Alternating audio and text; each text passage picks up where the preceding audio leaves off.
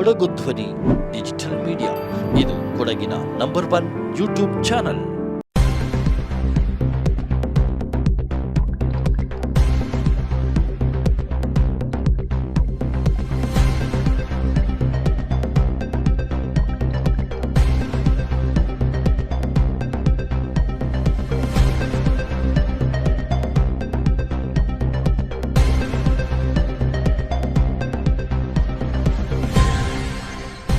Held 2 trophies together. They never won anything. Fantastic annual day function at the Coog Public School. The president of the trust and my dear friend Mr. Danya Subaya, founder, principal, and a brand to himself, Professor M.D. Nanjunda. I say this because I get a lot of calls to seek admission in your school. So they tell me, sir, Nanjunda or idara school al kodsi anta. So that's why I said a brand by himself. Mr. M.N. Belyappa, who has worked hard to build this institution, Mr. M.M. Timaya, Mrs. Prabha Subaya, Mr. K. Punacha, Mr. M.B. Nachappa, Mr. M.T. Machaya, Mr. B.A. Karyappa, all of them trustees and founders of this fine institution through which they have perhaps contributed immensely to Kodagu and to the system of education in general. As I was witnessing today's programs, my thoughts went back to my days in school. Of course, I did not have the opportunity to study in such a good institution with all these infrastructure. In fact, I was asking Danya if you have a big playground. Reasons are plenty, but this is not the right occasion to share that. But anyway, my first thoughts were that you see now, life once you finish school progresses very fast. It takes you to the challenges of what I always say is the real world. In school and then for a large part of your college life, most children are insulated, protected by their parents, by the teachers. Once you finish education, things change very drastically. So when I finished my school and then law college, the challenges that life throws at you as you go along and threw at me when I finished college are very similar. It is going to be very similar. It is not identical, but it will be very similar. So every time I addressed a gathering at a school or at law colleges, which I have done several times, the real question is whether the education that you have imparted to your children has prepared them for the real challenge. You see, we celebrate success. Success is the greatest celebratory attribute, if you can call it. We celebrated the success of individual students, and most of them got 100 out of 100. And in a lighter vein, my mind was racing as she was reading 100, 100. And the questions, and I'm saying this in a lighter vein, is it 100 on 100 or 100 out of all the subjects that you have? But they have scored 100 on 100 in every subject, so many of them. It is a cause and it is an occasion we must celebrate. There's no doubt about it. I mean, it is not easy to do that well in whatever field you are in. But as we celebrate the success of all these children, and wish them a great, bright, wonderful future. The real question still remains: have we prepared our children to face the real world? Because once you step into that real world, it's not only success. You cannot succeed without failing. So real education, in my humble view, is preparing your children to face failure. The day you are prepared to face failure, you have succeeded. This is a universal principle that I think all of us must understand. The skit that the children performed was fantastic. It in fact got me very emotional. It reminded me of that movie. Of course, it dealt with a special child, Tare Zameen Par. So every child is a Tare in Zameen Par. So that child's enthusiasm to learn the guitar, for example, not very encouraging by the mother, like all mothers are, studies is everything, is just a small way that we think and the way we should stop thinking. A child's true potential, identifying a child's true potential is one step in preparing her or him to face failure. So these are the few areas where perhaps the educational system must change.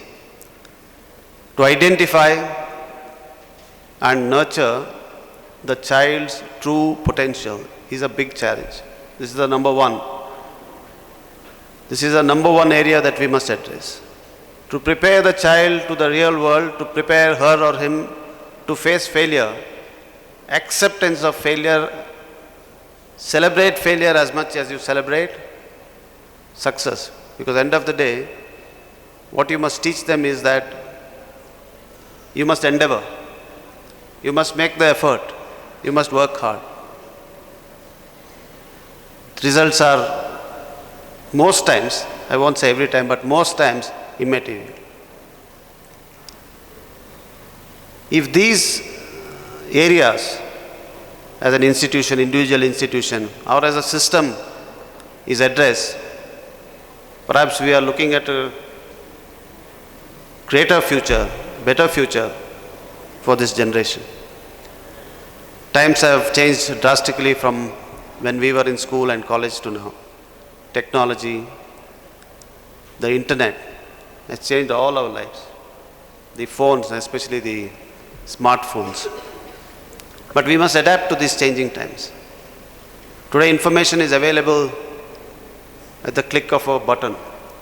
You can know in the next 2 minutes what is happening in Antarctica, what is happening in Russia, what is happening to Ukraine and Russia, which was impossible during our times. You had to go back and read even history. You have to go back to your library and read books to find out. But today everything is available. In fact, when I go make speeches, I don't even prepare. I don't even think about prepare in the sense I never wrote down ever in my life. I never wrote down to argue cases also, but that's the way I have managed my ways. But you would always prepare in your mind. You would always think, what do you talk? If you are going to address the Republic Day or if you are going to address Ambedkar Jayanti, what do you speak? You got to prepare in your mind, right? But I've stopped doing that. Because as the program progresses, I have my phone and it takes me 5 seconds to get the information and then you build on it. So times have changed. Artificial intelligence is another changing phenomena which we all have to adapt. We can't resist this. You cannot resist the change. We don't like change. Nobody likes change. But change is the universal truth. You cannot resist change. And in the lives of the newer generation, things are bound to change, and it's going to change so rapidly that I keep telling my wife that I have 2 daughters. They study at a school called as Malya Aditi International School. One is in 11th, the younger one is in 9th. Between the two of them, there is a generation gap. We speak about generation gap between the father and the children. But there is gap between the siblings. That's the kind of evolution and change that is happening in this new generation. So we got to adapt to this change. And in adapting to this change, we help our children progress. I'm primarily trying to say this more to the parents.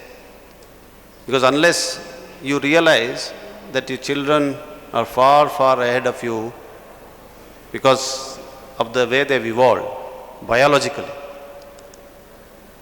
Even the brain is far more evolved than what we have. Unless you understand this, you will never understand their language. You will never be able to understand them. And you must understand.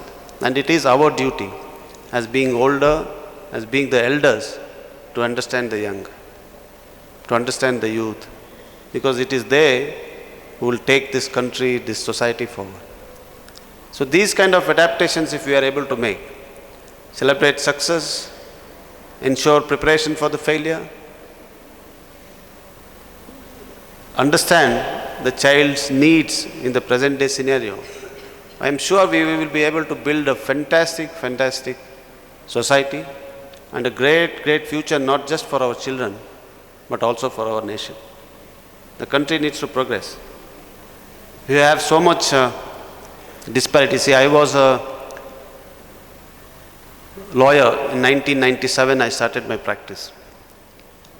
So as you flourish in the profession, there is so much of good things that come to you in terms of material gains, in terms of luxuries, in terms of exposure to people, exposure to the different worlds, travel. But after all that, when I have come back here to lead a life in public life, lead a life in politics, everything has changed. It no more interests me what the lawyers are doing, what the profession would have gathered. A lot of people, in fact, when I am now dealing with some of the sensitive matters of the Honorable Chief Minister, fortunately I have the opportunity to meet, talk, discuss with legends in the field of law, legal luminaries. They keep telling me, what are you doing? You shouldn't have left the profession. But I have not missed it for a single day, not even for a single minute. I have missed the profession, the luxuries that come with the profession, the various lifestyle changes that come with the profession. I have not missed it for a single minute. Maybe my wife and children will have something else to say, but I have not missed it personally. See, these are the things that the moment you expose yourself to something new, you don't know. I never knew I would love this so much. There is a lot of challenges. There is no doubt about it. The challenges are immense. Challenges are overwhelming. The working hours are unimaginable. There is no time frames for this. In fact, I should have started off by apologizing to all of you for having come late. But the reason is that I had about 500 visitors. I sat in my office at 7:45. My office is in my residence.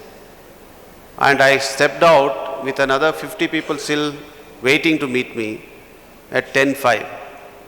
So for almost 2.5, 3 hours, I met people. And then when I stepped out and got into the car, I was feeling hungry.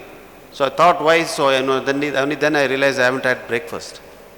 But that is the life that you got to dedicate if you are in the field. I don't say everybody must be in the field of public service. I don't say that. But whichever field you are in, whatever you choose to do, you must love what you're doing.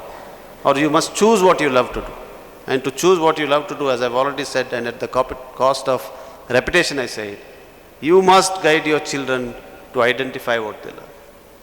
They may love looking at the stars. Maybe it's meant to be an astronaut, or we don't know. We don't know what they're meant to be. Nobody knows. But all I can say is, with my experience of 28 years in the profession, 50 years of life, it doesn't sound too much, but you can believe me when I say that I have had every possible kind of experience in public life. I have had the opportunity to serve in all the 3 wings of the Constitution. The judiciary, the executive as the Advocate General, the judiciary as a senior advocate and lawyer, and now the legislature as a member of the Legislative Assembly, and again the political executive as the legal advisor. And I can assure you that to identify what somebody loves is the real challenge. The moment you have done that, you have people who will succeed beyond what you can imagine in their lives.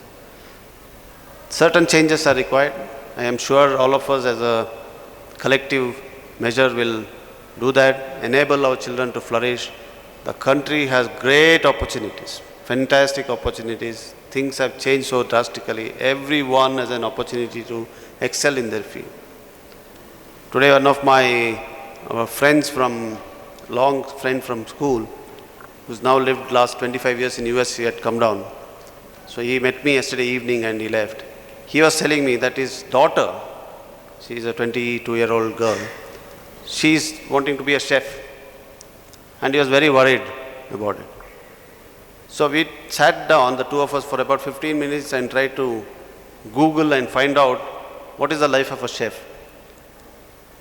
Then we realized that she can do really well as a chef. The point that she loves to cook and wants to be a chef, and she has chosen that path, although he doesn't want her to do it, is itself success.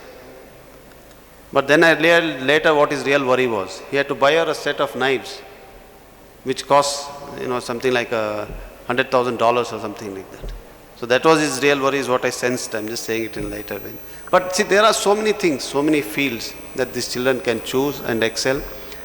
I'm really thankful to the management for having called me here, had the opportunity to interact with all of you, see how well the students of this institute are doing.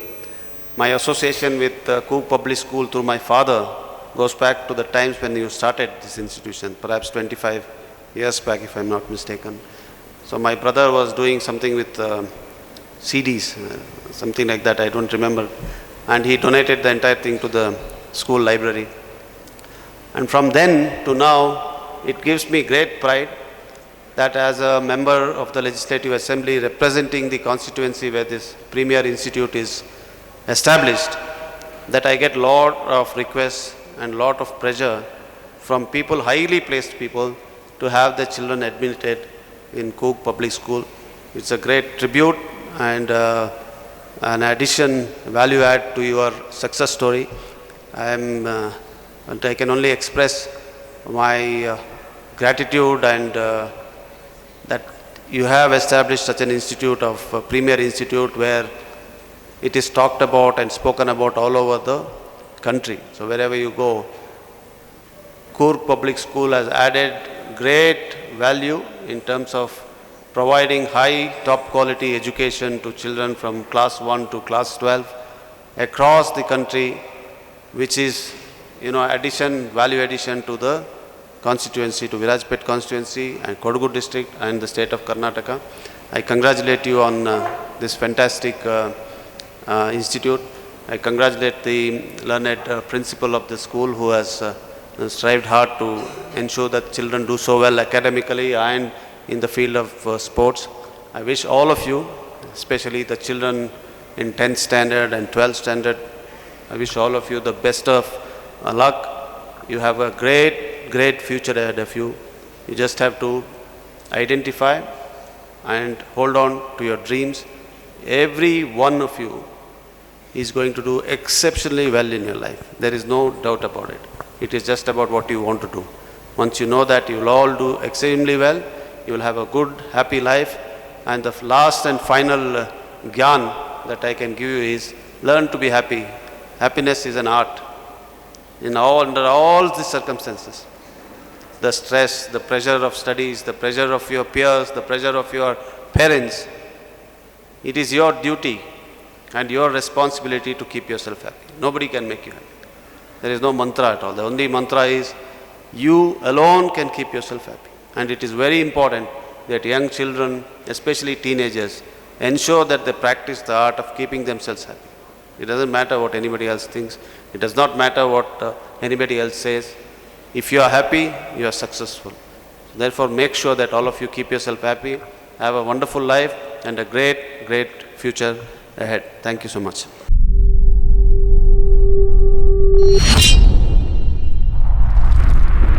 Kodagu ಧ್ವನಿ digital media, ಇದು ಕೊಡಗಿನ number 1 YouTube channel. Hi ಎಲ್ಲೋ, ನಾನು ನಿಮ್ಮ ಕಾಣತಂಡ ಬೀನಾ ಜಗದೀಶ್. ಕೊಡಗು ಧ್ವನಿ digital ಮೀಡಿಯಾದಿಂದ ನಮ್ಮ ಚಾನಲ್ನ like ಮಾಡಿ, share ಮಾಡಿ, ಸಬ್ಸ್ಕ್ರೈಬ್ ಮಾಡಿ.